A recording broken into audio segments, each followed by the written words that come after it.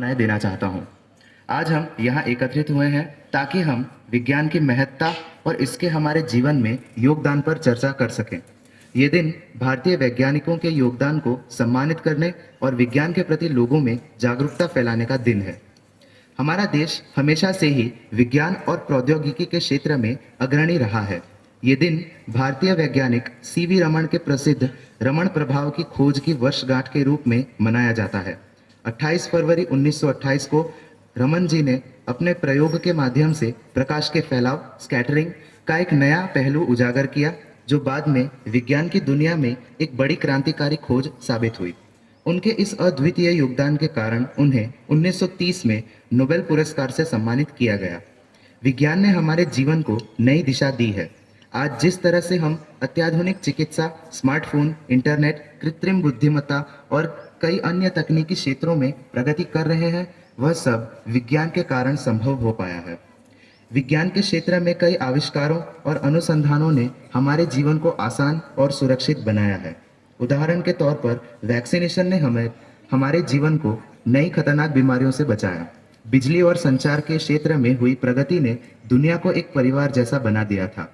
इससे केवल भारत ही नहीं अपितु पूरी दुनिया का जीवन बेहतर हुआ है।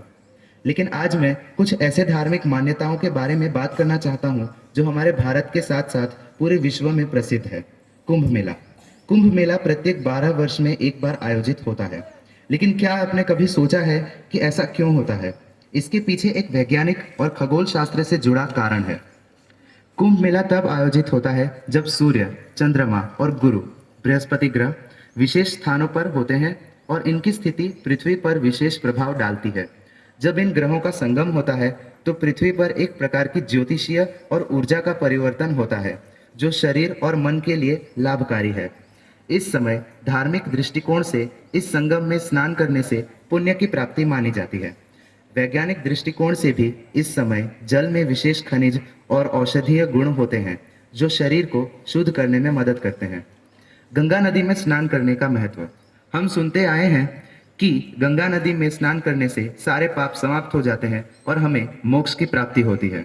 इसके पीछे का वैज्ञानिक कारण यह है कि गंगा का जल अद्भुत रूप से जीवाणुरोधी, एंटीबैक्टीरियल है और खनिजों से भरपूर होता है। गंगा में पाए जाने वाले खनिज तत्व शरीर को शुद्ध करने में मदद करते हैं।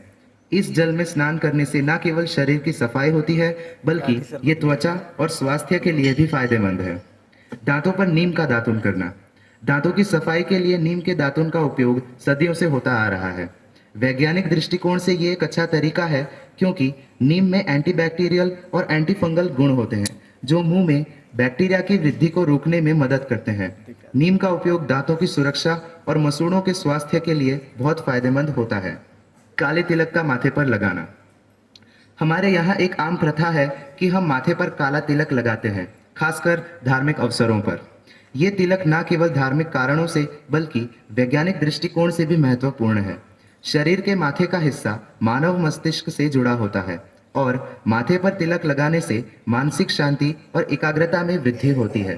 काले तिलक में लौह तत्व, जिसे हम आयरन ऑक्साइड के नाम से जानते हैं, होता है, जो ठंडक और ऊर्जा के संतुलन को बनाए रखने में मदद करता है और ये शरीर के दबाव, प्रेशर को कम करता है।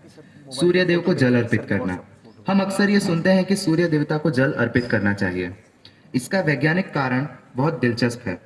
जब हम सूर्योदय के समय सूर्य को जल अर्पित करते हैं तो ये न केवल हमारी श्रद्धा को दर्शाता है, बल्कि सूर्योदय के समय सूर्य से मिलने वाली पैरबैंगनी, जिसे हम अल्ट्रावायलेट रेज के नाम से जानते हैं, उन किरणों को अवशोषित करने में मदद करता है।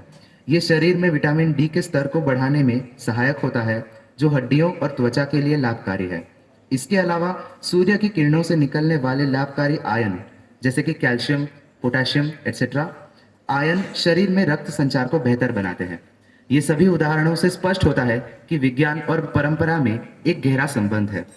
हमारे देश में विज्ञान का भविष्य और भी उज्जवल है, बशर्ते हम सभी को इसकी दिशा में अपने कदम मजबूती से बढ़ाने होंगे।